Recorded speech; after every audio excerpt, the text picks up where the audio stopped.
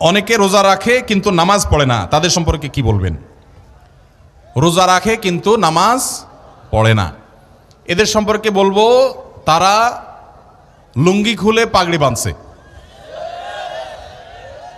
লুঙ্গি খুলে যদি কেউ পাগড়ি বাঁধে এই নিয়তে যে পাগড়ি বাঁধলে সওয়াব হবে, কিন্তু লুঙ্গি যে খুলে গেল সেটার জন্য কবিরা গুনাহ হবে, সেটার খবর তার। ঠিক একইভাবে রমজানের রোজা রাখলে সওয়াব হবে, ফরজ আদায় হবে, কিন্তু এর চাইতে বড় ফরজ হলো 5 ওয়াক্ত নামাজ। তো আপনি সেটাই যদি বাদ দিয়ে দেন তাহলে এই রোজা রাখলেন, তাহলে এর চাইতে বড়টা বাদ দিয়ে আপনি কম গুরুত্বপূর্ণটা করলেন। ওইটার তো এটাও ফরজ, কিন্তু ওইটার চাইতে কম গুরুত্বপূর্ণটারে গুরুত্ব দিলেন, আসলটারে গুরুত্ব দিলেন না। আপনি পাগড়ি পরার গুরুত্ব বুঝলেন কিন্তু লুঙ্গি পরার গুরুত্বটা বুঝলেন না। আল্লাহ আমাদেরকে লুঙ্গি পরার গুরুত্ব বুঝার তৌফিক দান করুন, নামাজের গুরুত্ব বুঝার তৌফিক দান করুন। অনেক ভাই আছে নামাজের গুরুত্ব তাদের কাছে, কিন্তু উনি রোজা রাখে। রোজা রাখে এটা ভালো কথা, কিন্তু তার চাইতে ভালো কথা হলো নামাজ আদায় করা। একজন রোজা রাখে নামাজ পড়ে না, এই লোক খারাপ। কিন্তু আরেকজন নামাজ পড়ে রোজা রাখে না, সেই লোকটা এই প্রথম লোকটার চাইতে কম খারাপ। কারণ হলো সে আসল সবচেয়ে বেশি জরুরিটা করে, নামাজটা পড়ে, রোজা রাখে না, সে খারাপ, একটা হারাম কাজ করে, ফরজ তরক করে। কিন্তু আরেকজন নামাজই পড়ে না, রোজা রাখে, এই লোকটা ওই লোকটার চাইতে অধম। আল্লাহ আমাদেরকে নামাজের গুরুত্ব বুঝার তৌফিক দান করুন। ঈমানের পর নামাজের চাইতে গুরুত্বপূর্ণ কোনো কাজ মুসলমানের কাছে থাকতে পারে না। এরপর প্রশ্ন হলো, রমজান মাসে শয়তানকে শৃঙ্খলাবদ্ধ রাখা হয়, হাদিসে আছে। প্রশ্ন হলো তাহলে মানুষ কিভাবে খারাপ কাজ করে? খুব দরকারি প্রশ্ন। আল্লাহ তাআলা রমজান মাসে শয়তানকে শৃঙ্খলায় আবদ্ধ করে রাখে, হাদিসে আসছে। অথচ রমজান মাসেও মানুষ শয়তানি করে কি করে না? তো শয়তান যদি আটক থাকে মানুষ আবার শয়তানি কেমনে করে? এ হলো প্রশ্ন। এই প্রশ্নের উত্তর হলো, ভাই শয়তানের কারণেই শুধু খারাপ কাজ মানুষ করে, ব্যাপারটা সেরকম না। আল্লাহ তাআলা কোরআনে কারিমে বলেছেন সূরা ইউসুফের মধ্যে, ইন্নান নাফসা লাআম্মারাতুম বিসসু, নিশ্চয় মানুষের ভেতরে যে প্রবৃত্তি আছে এই প্রবৃত্তি মানুষকে খারাপ কাজের দিকে নির্দেশ করে। অতএব শুধু শয়তানেই আপনাকে শয়তানি করতে বলে তা নয়, আপনার ভেতরকার মন বা প্রবৃত্তি যে আছে সেও আপনাকে খারাপের দিকে তাড়িত করে।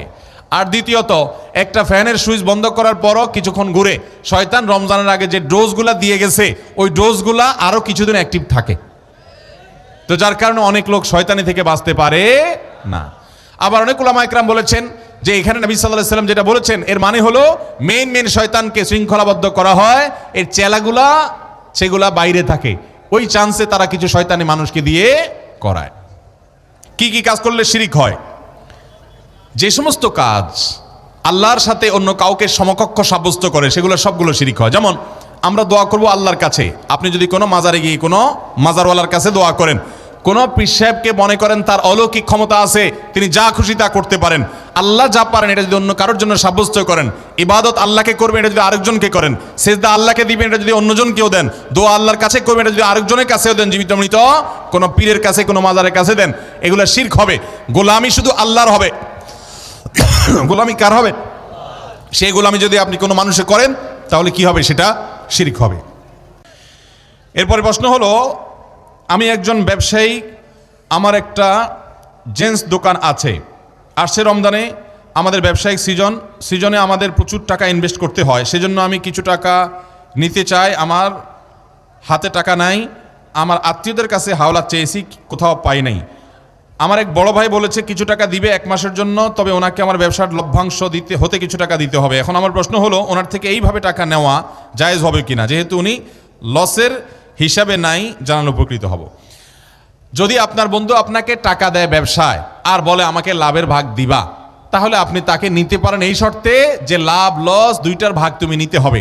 তাহলে সেক্ষেত্রে তুমি টাকা ইনভেস্ট করো এবং লাভের হারটাও ঠিক করতে হবে যে কত পার্সেন্ট লাভ।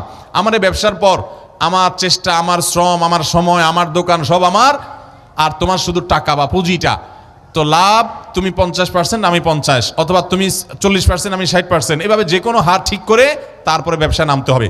শুধু লাভের ভাগ খাবে বা থোক টাকা নিবে নির্দিষ্ট হারে যে তুমি লাভ করো আর লস করো, আমার এত টাকা দিতে হবে, তাহলে এটার নাম হবে সুদ। এভাবে নেওয়া যাবে না।